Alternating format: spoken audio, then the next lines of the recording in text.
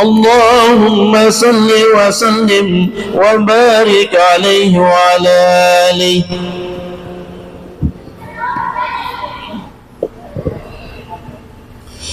الفاتحة إلى روح سيدنا وحبيبنا وشفينا رسول الله محمد بن عبد الله وعلى آله وأصحابه وأزواجه وذريته وأهل بيته أجمعين، خصوصا إلى روح سيدنا أحمد بن عيسى المحاجر الفقيه المقدم محمد بن علي وعلي وجميع سادات علي وعلي وصولهم وفروعهم والمنتسبين إليهم أجمعين. الفاتحة. أعوذ بالله من الشيطان الرجيم. بسم الله الرحمن الرحيم. الحمد لله رب العالمين الرحمن الرحيم مالك يوم الدين. إياك نعبد وإياك نستعين. اهدنا الصراط المستقيم صراط الذين أنعمت عليهم غير المغضوب عليهم ولا الضالين. آمين. Assalamualaikum warahmatullahi wabarakatuh. Alhamdulillah wa kafa, thumma salatu wassalamu ala nabiyil mustafa wa ala alihi wa ashabihi ahli sidqi wal wafa.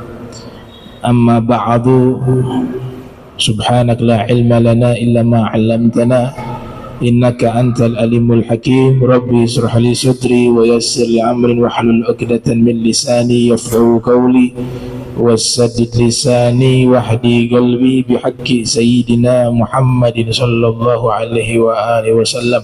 Ya man huwa fi uluwihi kain, ya man huwa fi fi'li hamid, ya man huwa fi majdihi matin. Allahumma akrimna binuril fahmi wa akhrijna min zulumatil wahmi warzuqna fahman nabiy wa hifdzal mursalin wa ilhama malaikatil muqarrabin. Rabbana zidna ilman wa fahma wa aqla ya akramul akramin bihaqqi sayyidina Muhammadin khatamil anbiya'i wal mursalin. Ya Rahman ya Rahim. Wa sallallahu ala sayyidina Muhammadin wa ala alihi wa sahbihi wa barak wa sallam. Alhamdulillahi rabbil alamin.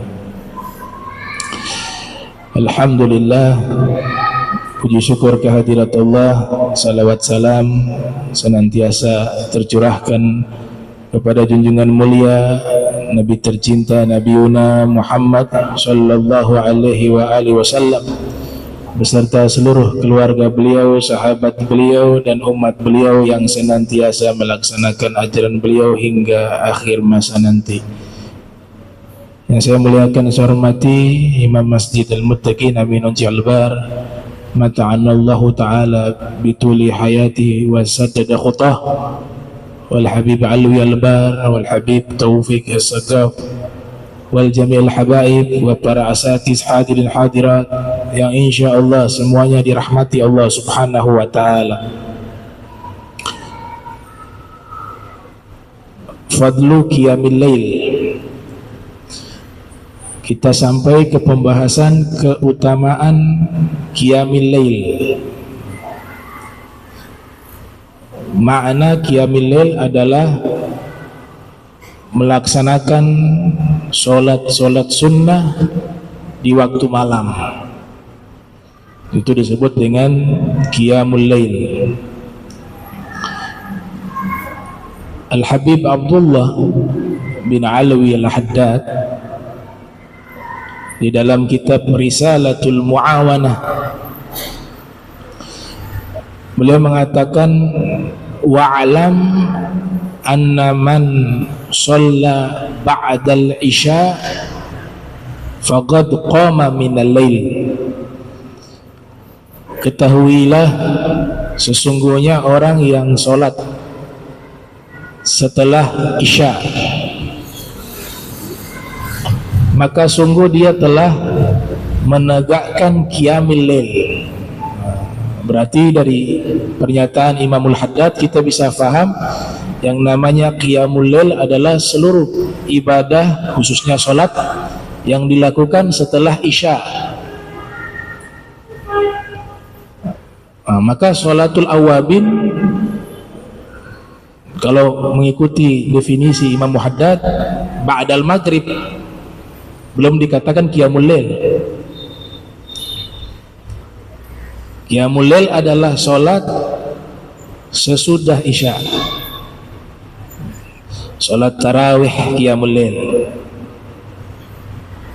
sholat witir qiyamul lail, sholat tahajud qiyamul lail. Ada yang mau sholat istikharah di waktu malam qiyamul lail juga. Jadi punya keutamaan luar biasa qiyamul lail. Di dalam Al-Quran Allah Subhanahu wa ta'ala berfirman, wa minal laili fatahajjat bihi nafilatan lak asa ayyab'atsaka rabbuka maqaman mahmuda. Dari waktu sebagian malam ambillah satu keuntungan besar, yaitu ibadah sunnah sebagian malam. Dengan apa? Fatahajjat, bertahajud. Tahajud artinya tidur malam kemudian bangun. Nah, teknisnya para fuqaha ada yang mengatakan sekedar berbaring saja bangun di waktu malam sudah disebut tahajud. Ada yang mendefinisikan harus tidur sebagaimana orang tidur, kemudian dia bangun di waktu malam ba'da isya, maka disebut tahajud. Waktu-waktu fadilahnya ada yang sepertiga malam, ada yang akhir malam. Yang istimewa sepertiga malam karena ada nas yang menerangkan hal itu. Ayat ini sebenarnya ditujukan khusus kepada Rasulullah sallallahu alaihi wasallam. Makanya lanjutannya kata Allah dalam Al-Quran, Allah berikan apa? Maqaman mahmuda.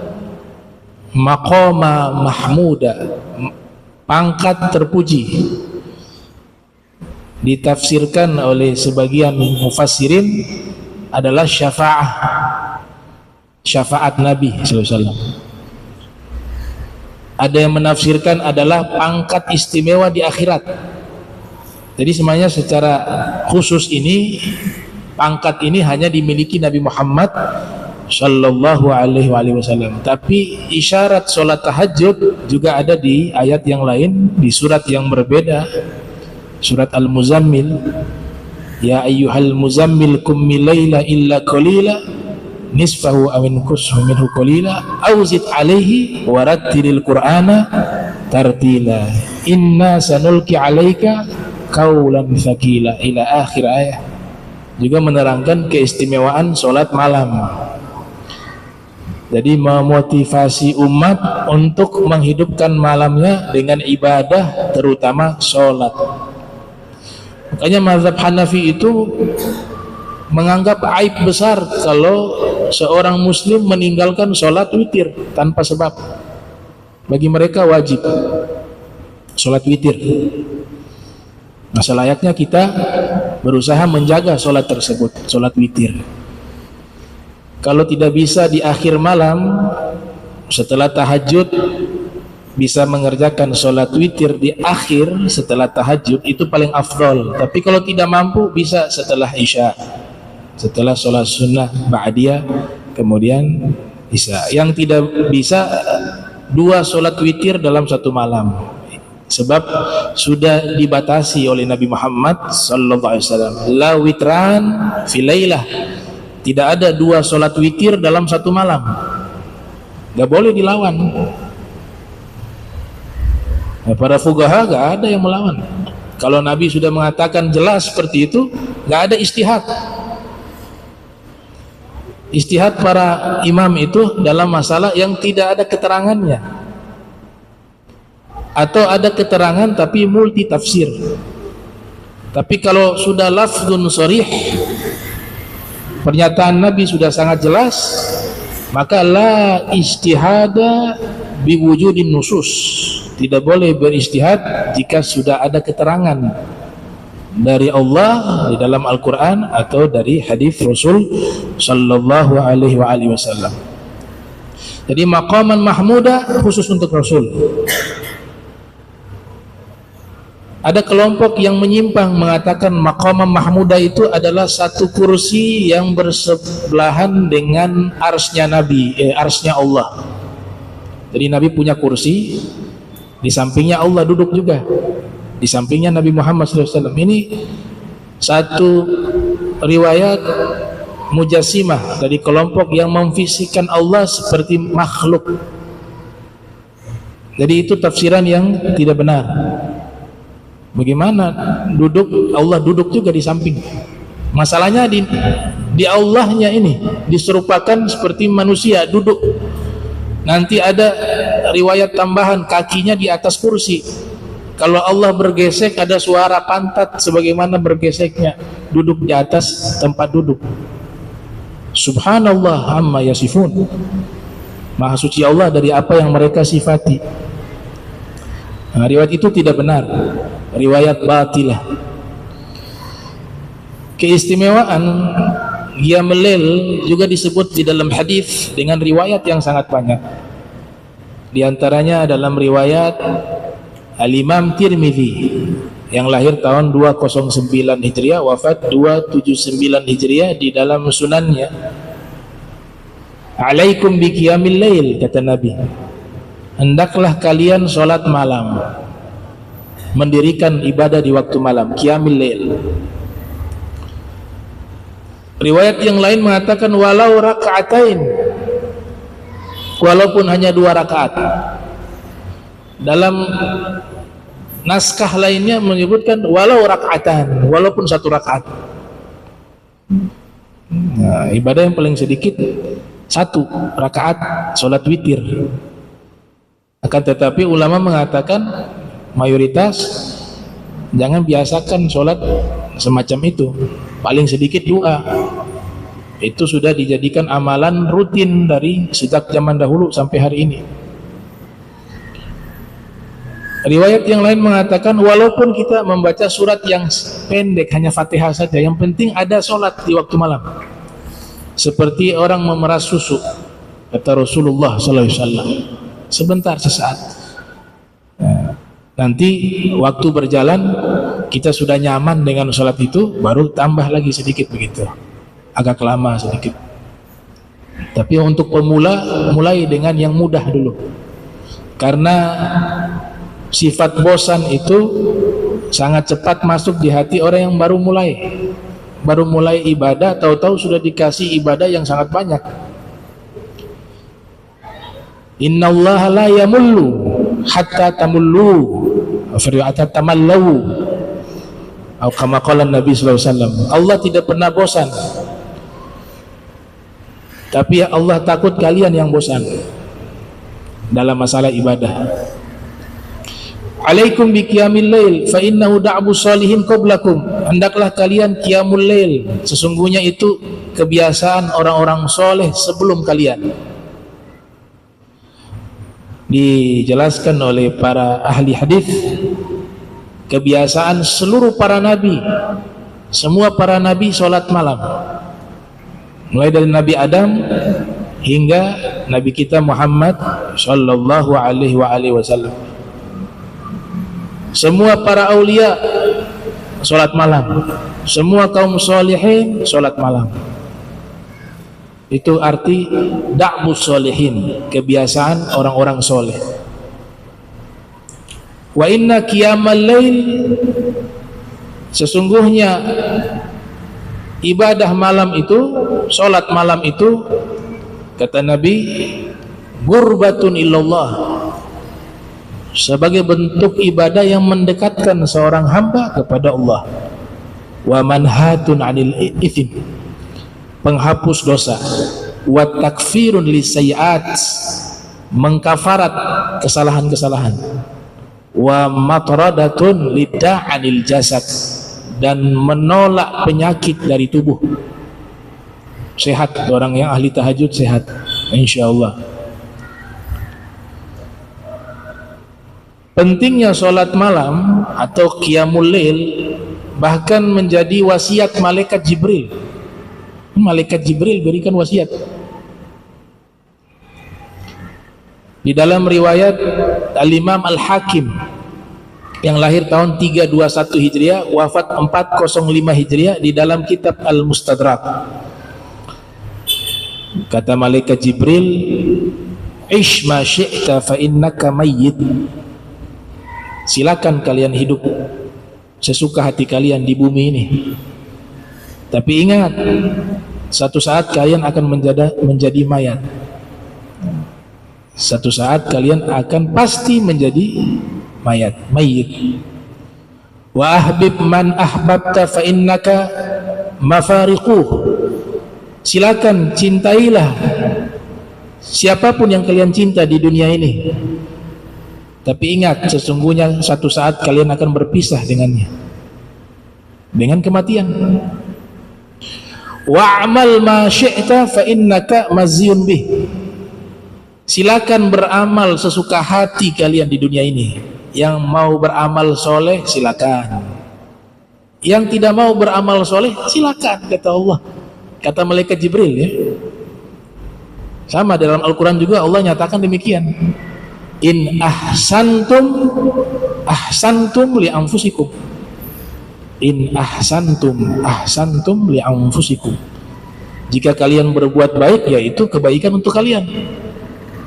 Kalau kalian berbuat buruk, keburukan itu juga akan menimpa kalian. Sama seperti bahasa malaikat Jibril. Silakan beramal sesuka hati kalian, karena setiap perbuatan kalian nanti dibalas di akhirat. Yang taat silakan, dibalas di akhirat ketaatan itu. Yang tidak mau taat silakan, dibalas juga oleh Allah di akhirat. Hal jazahul ihsan illal ihsan. Balasan kebaikan akan dibalas dengan kebaikan. Kama tadinu tudanu. Sebagaimana yang kalian lakukan akan dibalas sesuai dengan apa yang kalian lakukan. Kama tadinu tudanu. Kemudian malaikat Jibril melanjutkan, syaraful mu'min qiyamul lail wa izzuhu istighna'uhu 'anil nas. Kemuliaan seorang mukmin terletak pada qiyamul lail. Jadi gak mungkin seorang hamba ini bisa mencapai derajat orang yang dicintai oleh Allah dan Rasulnya Muhammad Sallallahu Alaihi Wasallam terkecuali malamnya ma'mur dengan ibadah. Ada yang mengatakan tidur juga lebih baik daripada begadang yang nanti nafsunya mengajak melakukan dosa. Nanti tidur niatnya untuk menghindar daripada maksiat di waktu malam, tidurnya ibadah. Ada yang berfatwa demikian. Tapi lebih hebat lagi kalau idealnya malamnya dia hidupkan dengan ibadah, itu ideal. Tapi kan orang bertingkat-tingkat keadaannya. Antum tidak maksiat di waktu malam itu sudah luar biasa di zaman saat ini. Kalau dorongan di dalam diri di waktu malam itu kan sudah disebutkan oleh Allah Ta'ala di dalam Al-Quran bahwa malam itu potensi maksiatnya lebih besar. Dalam surat Al-Falaq. Maka waktu itu dia tidur untuk menghindar daripada dorongan nafsu dan dorongan di dalam dirinya untuk melakukan perbuatan dosa. Dia tidur niatnya untuk menghindar dari perbuatan dosa itu. Kalau sudah tidur kan selesai. Maka tidurnya itu dari dia mulai tidur sampai nanti dia bangun terhitung pahala. Tapi kalau level lebih tinggi lagi, malamnya bukan tidur tapi dia hidupkan dengan ibadah. Ini idealnya, ini da'abus solihin. Makanya Nabi katakan da'abus solihin, tidak main-main loh. Kebiasaan para nabi, kebiasaan para rasul, kebiasaan para aulia was solihin.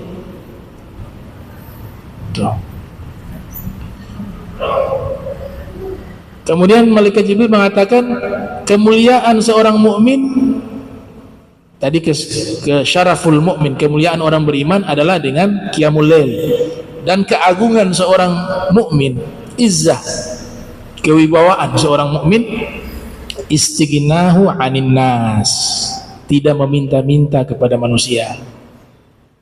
Itu ada satu dosa yang sangat besar, tapi dosa ini hanya khusus kepada para ulama, para dai. Kalau orang awam tidak dapat dosa ini. Ini ungkapan di dalam kitab Al-Hikam, Al-Hikamnya lil Imam Al-Haddad, bahkan dengan istilah suatu khianat yang paling terbesar, pengkhianatan yang paling terbesar. Apa itu?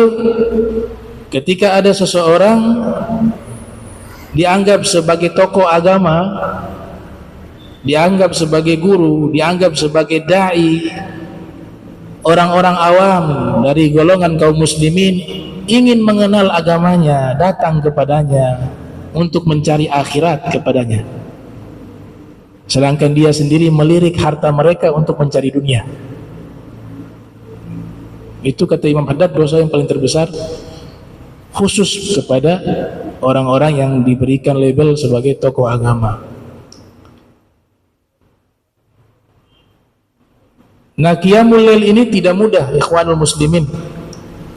Kita bisa tahu, kata Imam Fudail bin Iyad di dalam kitab Tabaqatul Aulia yang ditulis oleh Al-Imam Ibnu Mulakkin yang lahir tahun 723 Hijriah, wafat 804 Hijriah.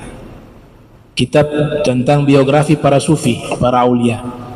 Ada maqalah dari Al-Imam Fudail bin Iyad rahimahullah atau Imam Ma'ruf Al-Karhi, antara dua tokoh tersebut, mengatakan bahwa kalau kamu sudah berniat ingin bangun malam, ini ceritanya sholat tahajud, sudah niat ini habis isya tadi nanti kita sholat, kemudian dalam hati sudah bertekad, sudah ada niat yang kuat, sebentar malam saya mau tahajud, kemudian dia tidur,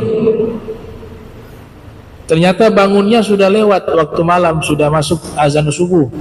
Kata Nabi, kalau bangun pas dengar azan subuh itu bala syaitan fi udhunai, fi riwayah fi udhuni. Orang kalau bangun tidur waktu subuh bertepatan dengan waktu azan subuh, itu syaitan sudah kencingin telinganya, kata Nabi Muhammad SAW. Kenapa? Karena banyak amalan tadi terlewatkan. Makanya selalu saya coba merenungkan, kalau orang bangunnya pas azan subuh dan dia melaksanakan sholat subuh kan sudah luar biasa. Masih sempat juga qobliyah, insya Allah ya, kalau masjidnya dekat masih bisa qobliyah, masih bisa sholat subuh berjamaah, sudah istimewa sebenarnya di zaman ini. Itu pun Nabi katakan syaitan sudah kencingi telinganya pas bangunnya, karena dengar azan bertepatan dengan mendengar azan subuh. Nah, kalau bangunnya jam 8 diborakin sama setan, bukan kencing lagi.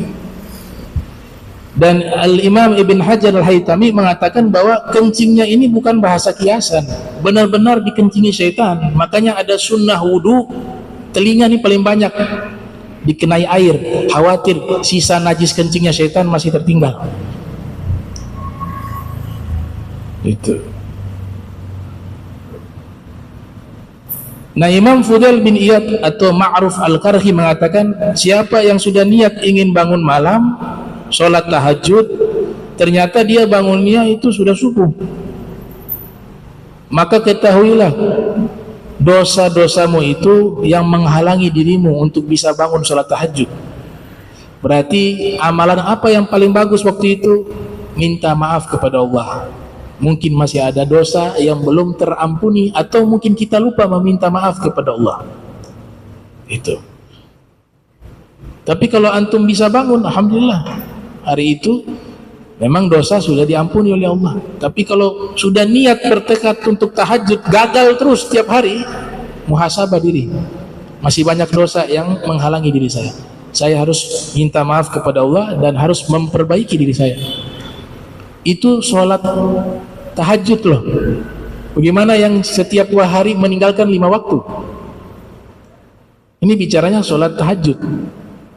Itu. Kita doakan saudara-saudara kita dikasih hidayah oleh Allah Ta'ala agar bisa menjaga sholat 5 waktunya ya. Diselamatkan, diwafatkan husnul khatimah.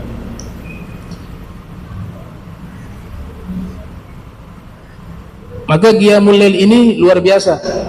Bahkan ada satu maqalah mengatakan, salah satu syekh namanya Syekh Ismail bin Ibrahim Al-Jibriti, apa kata beliau? Beliau mengatakan, nah, jumi'al khairu kulluhu fil lail wa ma uqidat liwaliyin wilayah illa bil laili. Seluruh kebaikan dikumpulkan semuanya di waktu malam. Makanya aneh kalau orang mukmin waktu malam takut suanggi. Itu menghalangi dia untuk ibadah di waktu malam. Dari mana itu? Setan, pocong, banyak nama-namanya. Waktu malam waktu terbaik. Nggak pantas orang mukmin takut. Kata Syekh Ismail bin Ibrahim Al-Jibriti, semua kebaikan dikumpulkan di waktu malam, dan tidaklah diangkat seorang menjadi kekasih Allah melainkan itu di tengah malam. Jadi jangan mimpi menjadi wali tapi gak pernah tahajud, gak pernah sholat malam, tidak pernah menangis di waktu malam. Ini amalia para aulia wa sholihin. Wafatani min khiyarin nasi kam rajulin ma faraka dhikra tulul umri wal kutuba bakka'u lailatihi sajjadu khalwatihi min khawfi malikihi yasta'adhibu ta'aba. Berapa banyak orang-orang hebat, orang-orang baik telah meninggalkan kita dulu. Banyak dari mereka itu seumur hidup gak pernah pisah dengan Al-Quran dan zikir. Seumur hidup dengan kitab-kitab para ulama kaum solihin. Tiba waktu malam mereka menangis di tengah malam. di atas sejadah mereka. Rasa lelah itu semuanya pudar sebab rasa takut kepada Allah Subhanahu wa taala. Ini ciri-ciri para aulia usholihin, menghidupkan waktu malam dengan ibadah. Wassalatu rajuli khufa bidzikri li'anna sa'ila rajul wa illa famithluhu al-mar'ah. Salat dari seorang laki-laki di sini dalam hadis ya disebut laki-laki. Nah, salat dari seorang laki-laki yang disebut di sini laki-laki khussa bidzakar, maaf ya ditashih. Khussa bidzakar disebut di sini laki-laki. Li'anna sa'il rajul, karena yang bertanya kepada Nabi tentang amalan tersebut seorang laki-laki. Makanya Nabi menjawab ya dengan redaksi solatnya laki-laki. Tapi ini maknanya bukan hanya laki-laki, solat malam ini juga untuk perempuan. Dalam ilmu usul fikih atau al-qawaid al-fiqhiyah itu disebut dengan al-khususu al-muradu bihil umum. Lafaz khusus tapi yang dimaksud umum. Itu banyak dalam Al-Quran dan banyak di dalam hadis. Menyebutkan khusus laki-laki tapi maknanya juga perempuan, maknanya umum, laki dan perempuan. Talabul ilmi faridatun ala kulli muslim, menuntut ilmu hukumnya wajib bagi setiap muslim. Berarti muslimah tidak wajib? Enggak, muslimah juga wajib. Disebut laki-laki secara khusus tapi memiliki makna umum, perempuan juga termasuk. Begitu juga dalam hadis tentang aqiqah ya, kullu gulamin murtahanun bi aqiqatihi, setiap anak laki-laki tergadaikan dengan akikah. Berarti anak perempuan tidak? Enggak, anak perempuan juga termasuk, karena ini adalah lafaz khusus tapi yang dimaksud adalah secara umum, baik laki maupun perempuan. Karena di riwayat yang lain Nabi mengatakan lil gulam syatani walil jariyah syah, bagi anak laki-laki akikahnya 2 ekor kambing kalau mampu, kalau gak bisa 1 juga gak apa-apa. Bagi anak perempuan disunnahkan menyembelih 1 ekor anak kambing. Nah, jadi itu maknanya al-khusus al-muradu bihil umum, lafaz khusus tapi yang dimaksud secara umum. Min jawfil lail ya, salatnya laki-laki di waktu malam. Jadi kembali ke hadis, dia bertanya tentang amalan terbaik yang dilakukan. Nabi jawab di antaranya adalah seorang laki-laki salat di tengah malam. Min maknanya fi jawfil lail.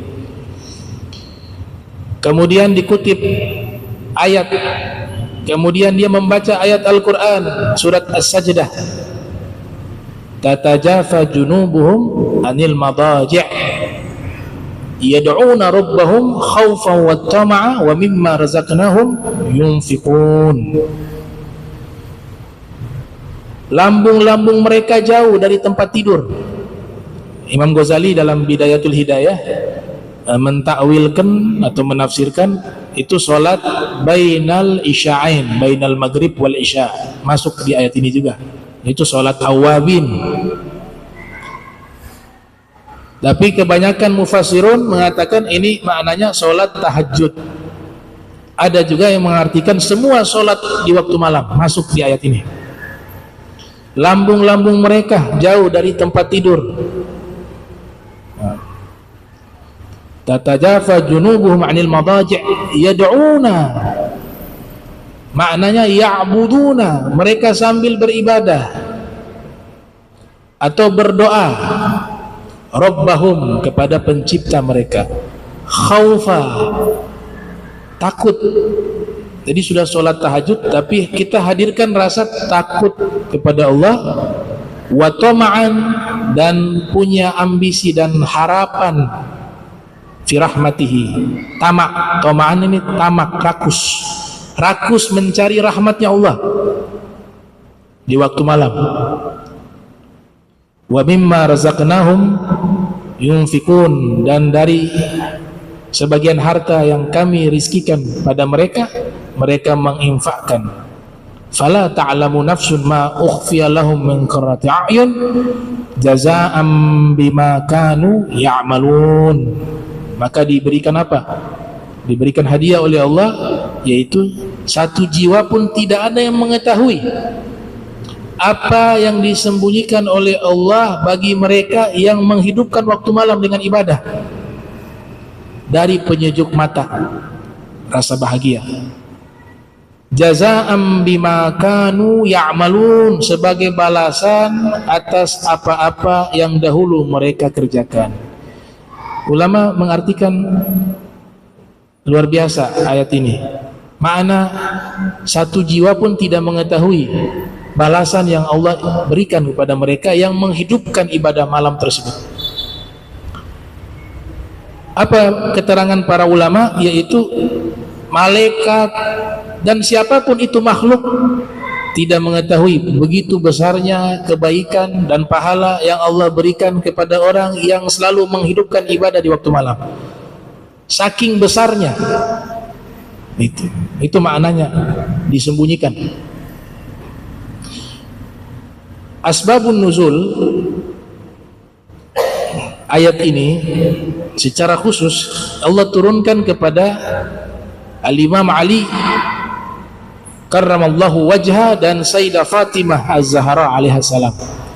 Banyak riwayat menyebutkan asbabun nuzulnya dengan cerita yang berbeda-beda, tapi yang diantara yang kami jadikan rujukan bahwa ayat ini turun khusus kepada Imam Ali dan Sayyidah Fatimah. Artinya sababun nuzulnya, Imam Ali bin Abi Thalib waktu menikah dengan Sayyidah Fatimah Az-Zahra alaiha salam di malam pengantin, malam pertama, kedua-duanya minta izin. Imam Ali minta izin kepada Sayyidah Fatimah, Sayyidah Fatimah juga minta izin kepada Imam Ali. Dan luar biasa, keinginan kedua-duanya sama, yaitu minta izin mau zikir dan sholat dulu malam pertama nih. Akhirnya Sayyidina Ali menjadi imam, Sayyidah Fatimah ma'mumah. Sholat ini namanya sholat pengantin, ada sunnah sholat pengantin. Udah banyak dikerjakan, kelamaan katanya. Padahal ada sunnahnya itu, sholat pengantin ada sunnah. Dan luar biasanya Imam Ali bin Abi Thalib dengan Sayyidah Fatimah memberikan contoh itu. Malam pertama kedua-duanya sholat dengan khusyuk, zikir di waktu malam, tidak terasa sudah fajar, sudah fajar sodik sudah muncul, tiba waktu subuh. Besok lagi begitu, malam hari ibadah lagi. Gak terasa ibadah begitu nikmat dengan zikirnya, dengan sholatnya. Fajar sodik muncul, baru sadar lagi, subuh lagi, sholat subuh lagi lanjut. Selama 40 hari seperti itu. Allah lihat nih, Masya Allah, luar biasa nih hamba-hambaku yang seperti ini. Limited edition kalau disebut.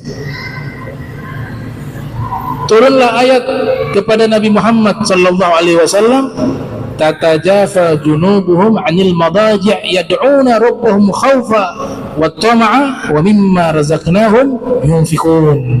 Itu ceritanya beliau-beliau Al-Imam Ali wa Sayyidah Fatimah. Makanya di surat Ar-Rahman Allah Ta'ala berfirman, marajal bahrain yaltaqiyan bainahuma barzakhun wala yabghiyan yakhruju minhuma lu'lu'u wal marjan. Bertemunya dua lautan. Imam Suyuti yang lahir 849 Hijriah, wafat 911 Hijriah, di dalam tafsir beliau Ad-Durrul Manfur mengatakan marajal bahrain yaltaqiyan, bertemunya dua lautan. Isyarah, kalau naskah aslinya itu dua lautan adalah Sayyidina Ali dan Sayyidah Fatimah. Bertemunya dua lautan. Waktu menikah ini dua lautan besar bertemu. Marajal baharain yaltaqiyan bainahuma barzakhun, di antara keduanya ada tembok besar yang memisahkan Nabi Muhammad SAW. Rasulullah. Kemudian dengan sebab dua orang besar ini, Imam Ali yang dicintai oleh Allah dan Rasulnya, Sayyidah Fatimah yang dicintai Allah dan Rasulnya, Allah lahirkan dua mutiara. Yakhruju minhuma lu'lu, mutiara keluar dari mereka berdua. Lahir dari kedua mereka berdua lu'lu, mutiara yang sangat indah, Imam Hasan. Wal marjan, dan batu yang indah di dasar laut berwarna merah, Imam Hussein. Itu berarti ini pelajaran nih. Anak ini menjadi besar, menjadi hebat, menjadi orang yang dicintai oleh Allah dan Rasul. Kalau kita mau memiliki keturunan demikian, maka suami istri ikuti amalan mereka, Imam Ali wa Sayyidah Fatimah. Terutama malam pengantin tuh 40 hari sholat. Itu baru amalan pertama itu, belum yang lain. Kalau pertama saja kita gak mampu, apalagi amalan mereka yang berikutnya jauh lebih berat ya. Jadi ini sababun nuzul berkaitan dengan Imam Ali wa Sayyidah Fatimah. Kemudian ada doa ini doaun azim. Memang ada riwayat ya, sholat tahajud ada doa yang biasa dibaca oleh para ulama ya. Allahumma anta nurus samawati wal ard dan seterusnya ya. Wal jannatu haq.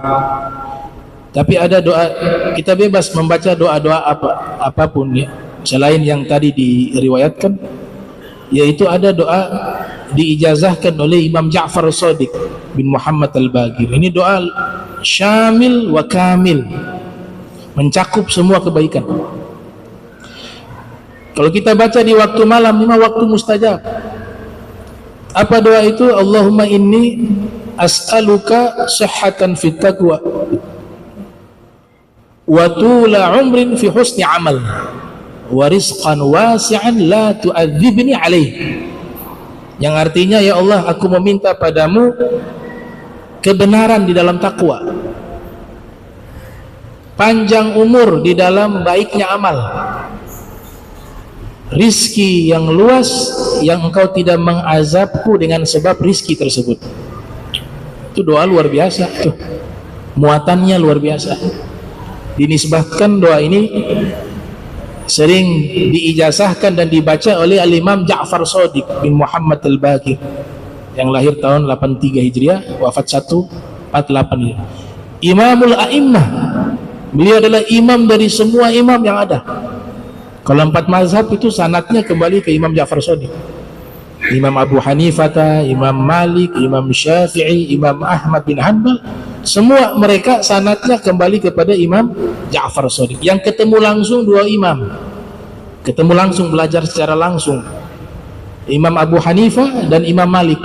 Imam Syafi'i tidak ketemu secara langsung, Imam Ahmad juga demikian. Ditambah salawat, bebas salawat apapun di waktu malam. Di mana ada doa, di situ harus ada salawat. Antum doa tanpa salawat tertolak. Mau doanya bagus model apa, gak bisa. Ya, Nabi katakan kepada Sayyidina Umar bin Khattab, kepada para sahabat, kepada ahlul bait, kata Nabi, kalau doa jangan lupa kalian bersalawat padaku. Karena kalau kalian doa tanpa salawat itu mauqufun bainas sama wal ard. Doa kalian itu terhenti di antara langit dan bumi. Hatta tusalliya ala nabiyikum, hatta tusalliya ala nabiyika, fi riwayah, hingga kalian bersalawat kepada nabi kamu, nabi kalian. Maka doa itu diterima oleh Allah Subhanahu wa ta'ala. Ada salawat ringkas tapi padat misalnya ya. Biasa saya sering baca dalam doa salawatnya Imam Abi Hasan Sazili. Ini salawat ini juga membantah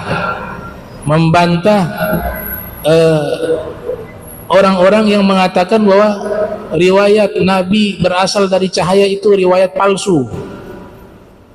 Beliau secara frontal dalam sighah salawat ini menyatakan bahwa zatnya Nabi itu cahaya. Ini sufi kaliber, magom kutub beliau, Abu Hasan Sazili.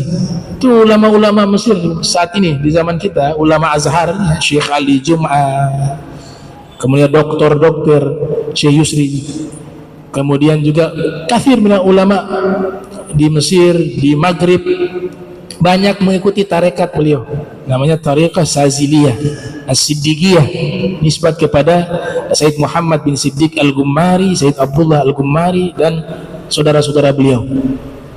Tarekatnya beliau tuh, apa kata beliau dalam salawatnya? Ini berarti keyakinan para sufi. Para sufi semuanya berkeyakinan bahwa Nabi Muhammad sallallahu alaihi wasallam diciptakan dari cahaya. Beliau adalah cahaya. Seluruhnya para sufi yang murni sufi ya. Kalau nanti ada pendekatan hadis, ada yang mereka menolak hal itu. Tapi kalau sufi murni itu semuanya meyakini Nabi dari cahaya. Makanya di sigot salawat beliau mengatakan begini, Allahumma sholli wa sallim wa barik ala sayyidina Muhammadin an-nuri dhati wa sirri sari fi sa'il asma'i wa sifati wa ala alihi wa ashabihi ajma'in. Yang artinya salawat dan salam dan keberkahan kepada pemimpin kami Nabi Muhammad an-nuri dhati, cahaya zat.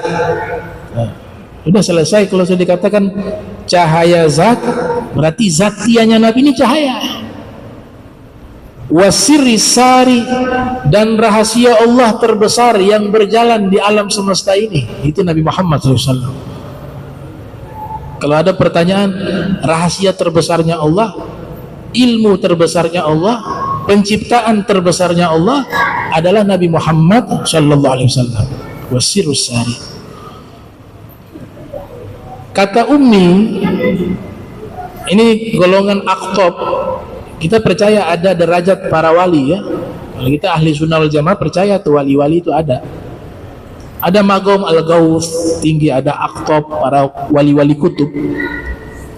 Mereka melihat Nabi itu cahaya, dan mereka melihat Nabi itu satu sosok makhluk paling sempurna. Makanya kata Ummi itu Nabiul Ummi, kebanyakan diartikan seorang nabi yang tidak bisa baca tulis. Ini kan diartikan begitu kebanyakan. Tujuannya baik, bahwa Al-Quran itu mukjizat sehingga tidak bisa dikarang. Tuduhan orang musyrik gak bisa menuduh Nabi mengarang kitab Al-Quran. Kenapa? Lah, mereka tahu Nabi gak bisa baca tulis, berarti ini mukjizat. Kok bisa gak bisa baca tulis, tahu-tahu ada Al-Quran yang dengan sastra yang tinggi, dengan informasi keilmuan yang luar biasa, tahu-tahu ada. Makanya gak ada yang tuduh itu. Tapi golongan para aqtab, para gaus, para sufi, mereka melihat makna yang berbeda. Ini baca tulis, ada yang mengartikan Nabi gak butuh baca tulis. Ada yang mengartikan tidak, Ummi itu Nabi itu bisa segalanya, semuanya bisa, apalagi hanya baca tulis, itu gak masuk hitungan. Tapi makna Ummi di situ, Jamaluddin Muhammad Al-Qasimi, seorang mufassir, dalam tafsirnya Mahasinu Ta'wil mengatakan makna Nabil Ummi, Al-Ummi alladhi lam yuhassil ilma min bashar. Arti Ummi itu adalah seseorang yang mendapatkan ilmu tidak lewat manusia. Kalau kita semua ilmu lewat guru, lewat manusia. Tapi Nabi Muhammad SAW, arti Ummi itu adalah lam yuhassil ilma min bashar. Beliau tidak mendapatkan ilmu dari manusia manapun, tapi langsung dari Allah. Addabani Rabbi fa ahsana ta'dibi. Allah yang mendidikku dengan pendidikan terbaik, kata Nabi Muhammad sallallahu alaihi wasallam. Jadi kalau ada riwayat-riwayat yang Nabi seakan-akan bertanya kepada seseorang, bertanya kepada malaikat, bertanya kepada seorang ahli kitab, Waraqah bin Naufal, maka itu hanya tawadunya Nabi. Nabi udah tahu semuanya, tapi Nabi tawadu. Makanya Nabi bertanya, menyenangkan orang berilmu, untuk memuliakan orang yang berilmu. Nabi bertanya, semua ilmunya sudah ada di dalam diri Nabi Muhammad sallallahu alaihi wasallam. Insyaallah kita lanjutkan lagi kajian kita pertemuan berikutnya. Bismillahirrahmanirrahim. Alhamdulillahirabbil alamin. Allahumma shalli wa sallim ala sayyidina Muhammad. Allahumma ja'al jam'ana hadha jam'an marhuma wa tafarraqna min ba'dihi tafarrukan ma'suma wa la tajal minna wa la minna syakila wa la mahruma. Allahumma nadhih qulubana 'ani ta'alluqi biman dunak waj'alna min qaumin tuhibbuhum wa yuhibbunak. Subhanaka bihamdika asyhadu an astaghfiruka wa atubu ilaik. Wa sallallahu ala sayyidina Muhammadin wa ala alihi wa sahbihi wa barak wa sallam. Wa alafu minkum. Wassalamu alaikum warahmatullahi wabarakatuh.